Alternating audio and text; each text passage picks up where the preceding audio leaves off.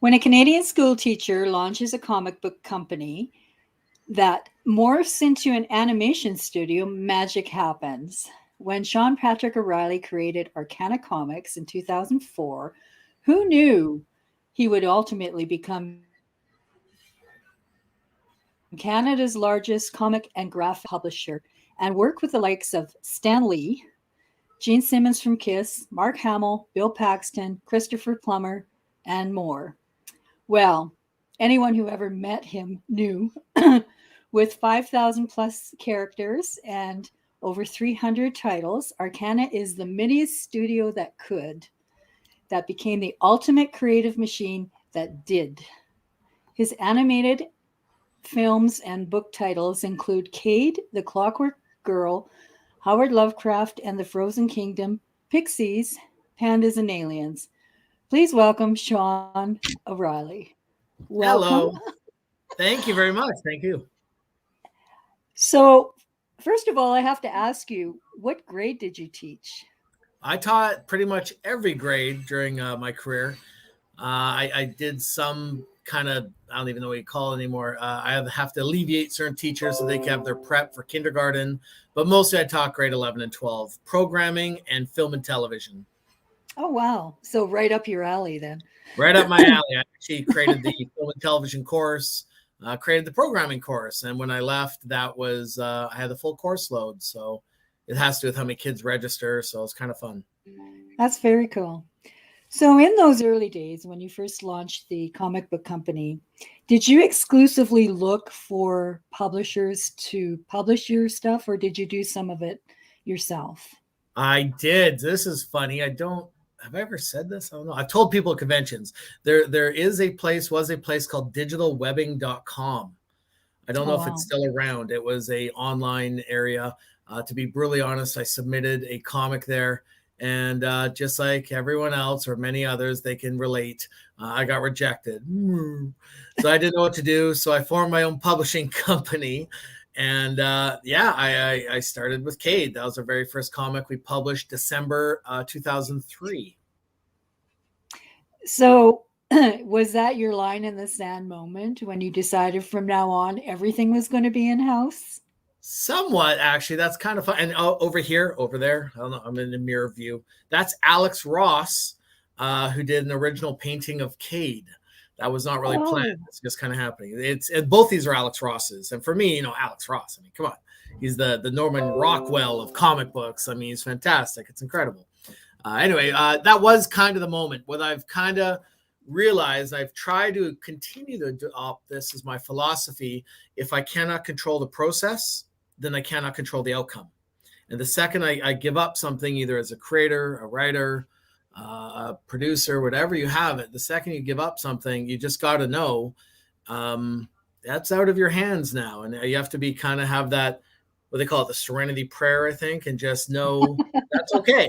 And be okay with that. And if you don't like it, hold on to it, right?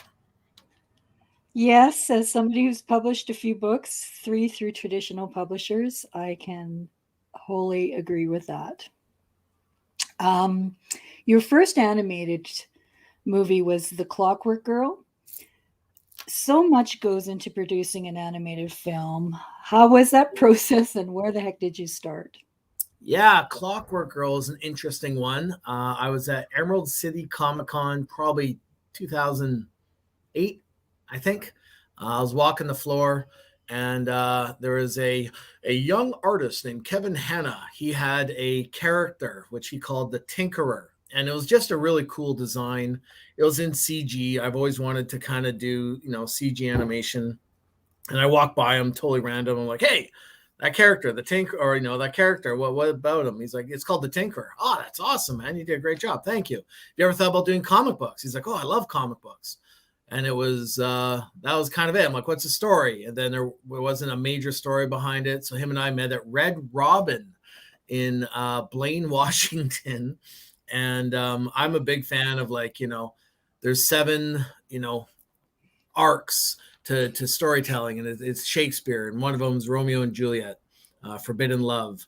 So I kind of started pitching this, and we went back and forth, and it was the technos versus the biology, and that was kind of the framework for the Clockwork Girl. You had the robotic girl, and then you had the mutant boy Huxley, named after Aldous Huxley.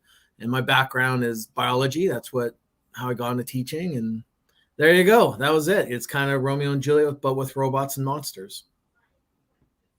So what project would you say pushed you to the next level? Was it Clockwork Girl, or was it working with Stan Lee? Was it working at that 2012 Comic-Con with Bill Paxton and Gene Simmons? Humbly, there's been a few, and I don't even know if you know this, maybe. I had the biggest push to date, I think, this year.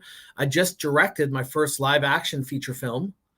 It's been pretty awesome. It was July and August, and so it's called Corrective Measures. I wrote it, directed it. I'm producing it with my wife. We financed it. It stars Bruce Willis, Michael Rooker, Tom Cavanaugh, Kevin Zegers. It's a phenomenal cast. Very, very happy with how everything turned out. And so that was one where it's like, I haven't felt stretched or pushed, like you said, in quite some time. Ultra Duck is our 11th animated feature film. I've done 10 of these feature films and some TV series. And every time you do one, I mean, our first comic book, huge milestone.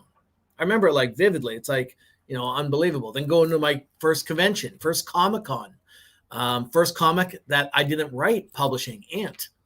And then, first being involved in a movie called Paradox with Aaron Gilbert, who just produced Ghostbusters Afterlife and The Joker. And so, that was getting a producing credit. And we had a comic book turned into a movie called Paradox, starring Kevin Sorbo. And that was a huge one. And then after that was Clockwork Girl. And then Pixies, massive. Kagagi is the first one Arkana ever did. And then Pixies was the first one Arkana did as a feature. And long story short, I think it's a bunch of upgrades. And every time you're kind of like, oh, that's cool. And you can sometimes feel the stretching and the growing pains. So you once mentioned that Arkana's movies differ, well, they clearly do, from Pixar and Disney, and that they're uniquely geared towards a specific audience. Can you define that audience in a specific way, or does it change from film to film? It does change from film to film. I mean, when you have monsters like, the big boys, Pixar and all them, and Netflix is obviously doing this as well. They're spending hundreds of millions or at least tens of millions, and they tend to have a somewhat broader appeal. It's called co-viewing, 4-quadrant. I tried doing that, but at the same time, I really need the tip of our spear hitting a demographic. I think that's one of the things I've done well. The Howard Lovecraft trilogy, Howard Lovecraft in the Frozen Kingdom, Undersea Kingdom, Kingdom Madness. We opened up the H.P. Lovecraft Film Festival in Oregon. I believe that was 2016. We opened up the festival. And, we had Stars, who's an amazing partner, and Shout Factory, who's an incredible partner. And it was like honing in on that horror genre of H.P. Lovecraft fans, and then the historical fiction of Howard Lovecraft, all the things he wrote about as an adult actually happened to him as a kid. Targeting that, I think, has made it a little bit easier. And Go Fish, that was our last released one, 2019, through Lionsgate. Much younger demographic, nowhere near horror. It's these little talking fish that, are found in the Bahamas. I mean, it's completely different. So I think being smaller, sometimes you have to find your targets on what you're wanting to hit, as opposed to trying to have a, massive 4-walled event where everyone can watch. That's been my belief. So when you are doing animated work, and certainly when you're writing comics, you don't really need to be on set anywhere. But for animated films, given the last couple of years, a lot of stuff have been shut down. You're doing a lot of things virtually anyway, right? So, or do you have everybody congregate in one place where all the computers are so that they can work on these films. Like, because so many people work on animated films. Can you even put a number on it? Yeah. So with us, the computers, ironically, are aggregated at one place. So the building we're in, weirdly, we actually owned up till 2012. That was my ex-producing partner and I. And then I bought it back almost 7 years to the day later in 2019. It was kind of crazy. We moved back in, I think, November, December 2019. And then obviously the world shut down March 2020. So we were only in this building for about 4 months, and I'm back here now. And then we sent everyone home. So at the height, I think last summer we had about 150 employees. Wow. We're less now. We just wrapped Heroes of the Golden Masks, which is our biggest, most ambitious animated film to date. Comes out next year. What we had to do is, it was really challenging at the beginning because like animators, because they're lip syncing, if you're off by, say you remote desktop into your computer, which is here, and there's even just a 5 millisecond delay, all your lip syncs will be kind of off. So with all the animators, we had to drop off computers at their front door, and then we had to do a VPN so that they basically have to upload and download all of our assets through a private network. And then other people don't need that delay. It's a little pain in the butt when you move your mouse. There's a little bit of a drag to it. But if you're doing lighting or programming or compositing, not as important. But then the compositing people want to see the final color image. So they would do all their work from home, and then they'll come in like on a Friday afternoon, mask on, washing their hands and going crazy. And they would come in, use a very expensive color calibrated monitor, make sure all their colors for the week were on point, and then they could approve them and then go home and everything. So as of now, we're in production of the Canadian Night trilogy. So it's I'm not sure if I'm allowed to say that. We're doing a trilogy of night movies. I won't say you own the company, Sean. I know. I'm not sure what NDAs are. But right now, I think we maybe have 12 people here, maybe 15 working here today. Most people are at home still. And I think, honestly, for us and many other businesses, I think this is the new norm. Yeah. I don't think I could drag people to work here. They get to save their time commuting, save their money, whether it's gas or parking or bus or whatever it is. We do have, I think, everyone coming to the studio once a week. I'd like to see 2 or 3 times, but I don't ever imagine us going full time, having everyone here again, which I kind of miss, humbly. But. Well, and I think even having them come in once a week is kind of a nice change for everybody, because if you're working at home stuck behind a computer, you want to get out of the house once in a while and see a human being in real life instead of just touching a screen. Totally. And honestly, this is relatively new. We've had some people that really never left. I mean, for a lot of 2020, this building had maybe 2 or 3 people in it, like 2 people, enough to kind of like, hey, my computer needs resetting. Power breaker tripped. Can you flip it back on? That was 2020. And only in the last month have we had people coming in kind of one day a week. And being in an artistic studio, there is a lot of synergy. And it is that 1 + 1 = 3 scenario where you can talk to someone and an idea sparks. We use Discord, fantastic product, but there's nothing like being in person and getting that rapport. We use Google Hangouts. We use ShotGrid. We use a lot of management software, but it's I still love the a group of people brainstorming together. I imagine you have the servers and the bandwidth and everything that you have is almost crazy, because March and April and even you can't just have your TELUS router and it's going to hold everything. Last year, March and April, me and a guy named Brady had to do so much kind of R&D daily and just kind of make stuff up, which remote desktop was the best. We actually had 2 internet service providers at the same building. And so I was paying for 2 accounts. And so we would just toggle them back and forth and like have races. Which one's better? And, obviously we dropped, I'm not going to promote anyone, or the one that wasn't as fast, we canceled that account and we kept the one. But yeah, just figuring out how to do this, and it was a bit crazy back then. Wow. Streamlined. So, yeah, exactly. So, who is an Arcana creator? What are the types of stories that you look for when somebody wants to submit a comic book story or even a film idea? Yeah, I mean, some of the ones I've loved work with, Grant Chastain, he's the creator of Corrective Measures. And so, that's the one that's kind of bubbling through my mind a lot right now. I think for me, it's about clear vision, not only from the story, but from the tone. Being from comic books, I'm very character driven. You get a beautiful character like Spider-Man or Batman or Deadpool or whoever. And once you have the character, it feels like 1,000 stories can spawn from it. And I think that's what's kind of led to the MCU. It leads to all these. I'm watching Hawkeye, just watched the new episode last night. It's really fun, and because it's character driven. And a lot of times in movies, and it's good, but it'll be very narrative driven. You're talking about, some sort of dynamic either on the world or a major disaster. For me, it's always been characters. And so, that's kind of what I look for when reading. Is this able to springboard? Can I relate or understand? Yeah, character driven. So, how long does it take a script to get ready to shoot? Oh boy, does it ever get ready? It's one of those things like Corrective Measures. I think before we went to camera, I might have rewritten that thing 10 to 12 times.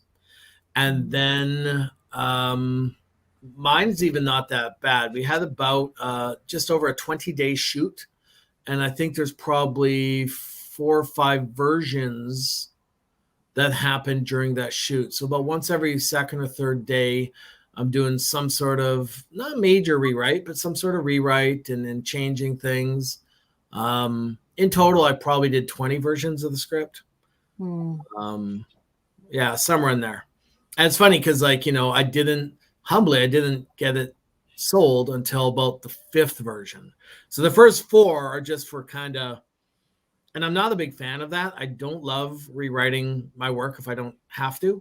Does anybody? I know, because otherwise you make yourself crazy. And it's like, I'd rather present, an original naked first draft and let it sit there. And then if we can get some traction and someone is interested, like, look, maybe we'll do this, but we're going to need it to be a Bruce Willis feature. Okay, that's awesome. And then you start rewriting it so that, Bruce Willis can fit into the narrative. What's your favorite part about the filmmaking process? Good question. I think actually it's kind of the pre-production. And it's like, so the writing is very fun, but sometimes I feel, I don't know, isolated, not depressed, but kind of like, man, you have so far to go from a concept or a writing to actually get this thing made. Sometimes you feel like you're writing and it's like, this will never see the light of day.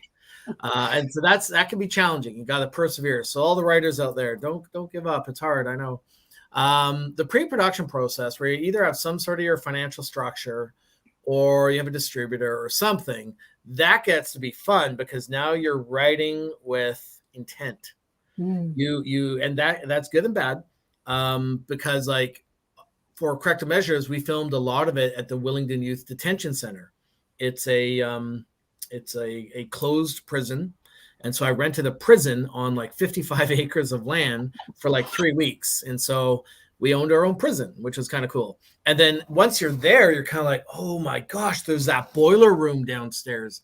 The boiler room's amazing. We have to find a way to work the boiler room in the script. So then all of a sudden you start writing. It's like, oh, instead of having the scene where they talk there, we could have that in the boiler room. It's so much better. Look, that stuff I love. So the actual setting becomes the character as well. Totally. Yeah. And if you find a great setting, I totally believe you should write the script for the location if you get enough time, especially if it's a cool location. So it's really hard to get a film off the ground without money. And how has finding money for a project changed since your first film to the last film? It's not so much the money. It's the they call the minimum guarantee pre-sale with a minimum guarantee. So it's getting that. So how I've done it, there's 1,000 ways to skin a cat. A lot of people, like, I keep hearing, it kind of drives me nuts. I keep hearing like, oh yeah, Netflix is greenlighting everything. Oh, they do this, they do that. Sort of. Sort of, except for me. I don't. So there's that way to do it. And if you go with Netflix or Disney or any of these big boys, they just write a check. Here you go. Please hand in, Invincible season 2. Here's money. And then they're off to the races. For me, what I have to do is I break it off into North America, which is called domestic, and then you have the rest of the world. So once I've pre-sold domestic and we have our minimum guarantee, I at least have it's like a post-dated check. And so at least once I hand in the movie, I know I will get that amount. Now that amount varies from project to project. And then once you have that, theoretically, you can borrow money against it, cash, and you can go to a bank or whatever. And then you have foreign. And no one can ever really sell the world outside of the big boys in advance, but you sell territories, especially if it's like a Bruce Willis movie. His name and everything will carry into Australia, the UK. And there's some major territories where it'll be like, I don't know, easy, but relatively easy. And then you start collecting your foreign pre-sales. Once you get all the paperwork done, then yeah, you need a loan. And, there's numerous banks we've used: RBC, National Bank, City National Bank, Bank of California. Feel like I'm plugging them all. I've used them all. And they've all been great. And then you finally got your stash of cash, and then spend wisely and go do your thing. Wow, it's crazy how much effort and time and tentacles go into every single project. It's just amazing. Sure. My joke or my little quote thing, I swear, like I want this in like Wikipedia or my tombstone or something. My joke has always been, I keep 10 plates spinning so that one of them has my dinner on it. And it's like you have this great idea that you're pitching at Lionsgate, and you have this wonderful little thing you're trying to get at Netflix. You're trying to do this thing over here. You get an opportunity to work with Gene Simmons. It's like, of course, yes. Stan Lee, yes, give me one more plate. Let's do it. Let's do a Stan Lee project. Jim Lee, yes, let's do this. It's like you get so many plates spinning, and it's like, okay, which one's going to be monetized? Which one will, get to production? So that's kind of my little joke there. Mind you, working with some well-known names helps monetize the project to begin with. If you're working with an unknown or Joe Schmo, nobody's ever heard of them. And so that must be a little tough. But the story is the best story ever. Sometimes, that's harder to get off the ground. And I actually tell people that. I'm like, don't underestimate the value of like a notable celebrity. I mean, if you're having a project or a big screenplay and you can bring someone in, I mean, Berserker with Boom has Keanu Reeves built right in. And when I did Cowboys and Aliens, we had, it was Jon Favreau. It was the second he was attached. It was like, we kept pitching the project, and we had like 20 different takes. We had, what if the Wayans brothers did Cowboys and Aliens? What if these people did Cowboys and Aliens? And the second Jon Favreau came in, it was like whoosh. It was like a sprint to the finish line. And there's some people like, so if you have a screenplay, try and attach whoever, like a Jason Momoa. I produced a John Travolta movie earlier this year. Mel Gibson. I mean, I just produced a movie with him, and it's like, those names, they do have value, a lot of value. Mm-hmm. So that can be another entry before selling to a Lionsgate or a buyer. Just attaching them, they have enough gravitas that you're able to more likely get a sale. Yeah. Or you've got to do it yourself and plug it up on YouTube. Totally, right?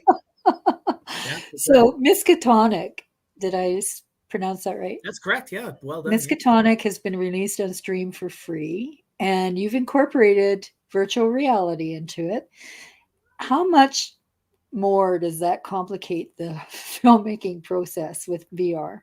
Not too bad, I have to say. So this was kind of something we played with at our animation studio. We've been using the Unreal Engine a lot. So I've used it for previs. We have what's called a a pre-production application. And it basically is an Unreal Engine where a director who knows me little about programming or Unreal are able to kind of frame your shots and create multiple shots and sew them together. And so that was our first Unreal project. The next one is called Pegasus. And so we're rendering the entire thing in Unreal. It looks beautiful. It's a little short film. If pigs could fly, Pegasus. And then the third one we did in Unreal is Miskatonic. And so we took all the assets from the Howard Lovecraft trilogy, imported them into Unreal, and it took one person probably about I'd say 2 months. One person 2 months, because a lot of it's the programming's there. It's like once you get all the assets, character modeling, rigging, animations, obviously all the creative, the scripts. Once all that's there, Mo sewed it together quite fast, actually. Very quick. So will Arkana be developing a game studio in the future? My limited experience with gaming has not been great. We've released, this is back in the day, we released 3 different things in the iTunes store. Oh, and I had a friend of mine that worked at EA, and he's like, and again, I don't know. I know what I've been told. I've never had this. And so it's like they have paywalls. And so like a game like, and I'm making this up, like what's it called? Clash Royale, I think, right? Is that the app one? You know what I'm talking about? I think so, yeah. I think so. Anyway, you get these apps that are really trendy and kids love them and they do all their stuff. And then like, only 1% of the people will pay money. And then, so you give them a free game. So you have to get 40 million released so that, maybe 400,000 will pay. And then you need each person to pay, $20. So that's going to give you 8 million. And then you work from there. And so, but how do you get 40 million people to download it? It's so much, and that's the marketing. And that's why it takes these massive games that start with this, get to this, and then that's their revenue. Right, right. It's very challenging. I don't think I will probably ever get into a game studio. That and programmers. It's been very hard for us to find riggers. And I have my own personal philosophy. I don't stand behind any of this, but I think it's because like when you have an artist, like a character designer, an animator, they sit back and they kind of appreciate their work. They're like, oh man, that was really cool. I designed that character, that painting. I love my painting. That's a great looking painting. And I think maybe when you have programmers, this is kind of like code. And so I find it's been a little more challenging to keep programmers longer term. We've called our rigger the defense of the dark arts position. It's like we had, I think, 3 or 4 riggers in 1 year. I was like, what is happening? Like, and we have full benefits. We got everything. And I could not, it's just, I think it's the nature of the beast being a pro. Until you hit Google or Amazon or Microsoft or the big boys, it feels like there's a lot of the jumping around of programmers. Yeah. So what's next on the plate for Arkana and Sean O'Reilly? Definitely Corrective Measures. I'm finishing off this Canadian Night. I think we're in day 13 of 20, I think, right now. It's filmed in 2 different countries, so we're doing our part. And then Corrective Measures, we're in post-production, and I'm currently in pre-production of a project I cannot speak about, but I will say this. One of the characters in Corrective Measures should lead to not a sequel, it's kind of a shared universe. So Corrective Measures will be its own, and then one of the prisoners from Corrective Measures maybe gets out, not a spoiler, and then starts kind of the next movie I want to film and direct and produce. And then it's going to have this whole shared universe, like MCU. Yeah. The Arcana cinematic universe. Yeah. ACU. Totally. So are you going to go back to some of your other comics? Like, I keep bugging you about this in the past. I still want to see a movie, like a live animated movie with Kade. So Kade's actually in that new ACU one, to be honest with you. Oh, good. 10 years ago, I always wanted to make a Kade movie, and I was pushing, and I actually got really close. It kind of scared me because it would have been a little bit lower budget and everything than I would have probably wanted. I think I'm at the point in my career now. I have a very, I think, good pitch with Kade, and I have a previously mentioned celebrity role where that person would be in the Kade universe, not Kade himself, but kind of like a whistler to Blade, if you will, kind of the mentor. And so I kind of have that going, and that'll be part of this ACU thing. But long story short, the other thing I've thought about is like not redoing, but like doing a live action version of maybe Pixies. Yeah, that's kind of new, percolating in my head. I'm like, because the hardest part when you pitch, everyone wants branded material, right? Like I'm involved right now in Blood Rain and the old video game and movie series. And so what people are wanting is that branded recognition, but it's like, well, how do you start the brand? Do you know what I mean? It's like, well, yeah, Teenage Mutant Ninja Turtles. I think there's a version Seth Rogen's doing where he's focusing on the teenage of Teenage Mutant Ninja Turtles, right? And then I think they're rebooting it again as a TV series. And it's like, okay, it's fine. But for those of us that don't own Teenage Mutant Ninja Turtles, how do I create that brand? And so I was looking at Pixies. I'm like, oh, we have an animated one, right? And Disney's had great success doing, Cinderella, the animated, Beauty and the Beast, and then they do a live action version. So that's the other thing that's been kind of percolating. Yeah, there's so much to work with. It's right. Where do you begin? I mean, your head must, like you say, you're spinning only 10 plates in your head. Well, it's more right now. I think I'm literally involved in 13 productions. I had to count them the other day.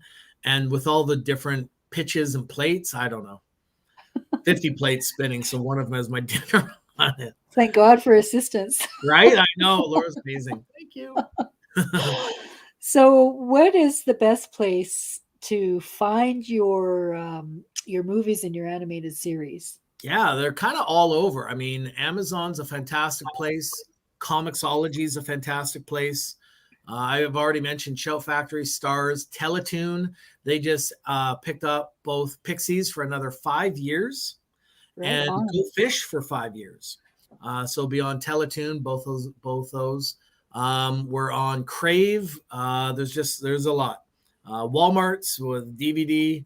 Netflix has, and so it's funny. As of right now, I don't think we have anything in Netflix North America, but we're on Netflix Australia with Go Fish and Panda versus Aliens as well, I believe. It's funny because, like I was saying that at the beginning, that global Disney buys it, or Amazon buys it, or whoever buys it gets worldwide distribution. With our ones, we have to kind of be concerning of our distribution. So it's pocketed. So Lionsgate owns UK, but Netflix owns Australia, and kind of go from there.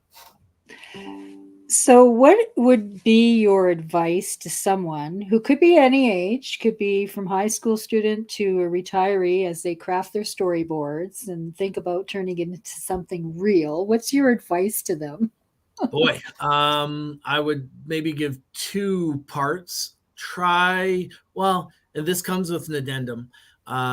Try any which way to get it made, because there is no one way, protect yourself.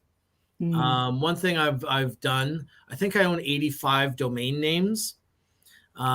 If you come up with a great title for your book, your screenplay, whatever, register the domain name. Have you ever heard of like Movember? Yes. Right. And in locker room, change rooms across the world, there's always like, oh, my buddy created November. Oh, did he? My buddy did this. Movember, it started with me. I'm sure it did. Whoever owns Movember.com, you might not have created, but you own Movember.com. So I think I own the HopeVirus.com, ClockworkGirl.com, PixiesMovie.com. Pixies is impossible. But I'll suggest registering your .com. You can always register even an idea with the Writers Guild of America online. So do anything to make it done, but protect yourself. And then the second thing, like honestly, persistence. Back in the day, to get kind of Clockwork Girl up, I pitched Clockwork Girl, and there's maybe people that watch this, and I pitched it 150 times. I got so many rejections. One of the best rejections I ever had, went into DreamWorks to pitch Clockwork Girl. On the way out was Ben Stiller. This is 2007. And I'm just like, oh, it's Ben Stiller. That's amazing. And so I go upstairs and pitch DreamWorks Clockwork Girl, and I sit down and I'm just like, hey, I just saw Ben Stiller. Like, yeah, he was pitching us one of his movies. What? I'm like, I now have to follow up my comic Oh book no. after Ben Stiller just left the room. Oh, okay, that's cool. And funny enough, that movie was Megamind. If you look in the credits, I believe one Okay. of the producers of it. So I think he's either meeting or doing Megamind. But anyway, 150 no's. That was a fun no-ish. But I got one yes. And I got one yes. And that was it. It was a company out of Korea called CJ Entertainment. And they said yes. And it just kind of went from there. And it was, that's all you need, right? And then my old lawyer, Ken Levin, says, as long as you got the chip in a chair, as long as you're in the game, right? Like the poker game, give you a chip, give you a chair, have an idea, pitch it. You know, that's kind of all you need. So the hardest part is not losing hope or faith or believing in yourself, because it's not industry for the meek. Thank God for digital media and online meetups, because before we had that, we were just by ourselves at our desk. Totally. Well, now there's so many options. I mean, you know, there's Patreon, Indiegogo, Kickstarter, TikTok, YouTube. I just watched the Mr. Beast Squid Games the other day with my son. I mean, like, it's just so, like, we didn't have a third of these options. Like, not even back in 2012. Nothing. You had nothing. You had big old, you know, broadcasters like the big networks, or you had big televisions, movie studios. Now you got, like, you can do anything. Like, it's quite crazy, actually. Yeah, it's really broadened the so much horizon, and it makes a lot more room for gifted creators who would never otherwise Instagram get influencers. That's going to be my next one. These sporting hats. You never know. Cover up the hair or something. I don't know. Never know. Thanks so much, Sean. Thank you. Wonderful to talk to you about film and all the things that the ACU is doing. I love it. There's a new tagline. Right? You heard it here first. Yep.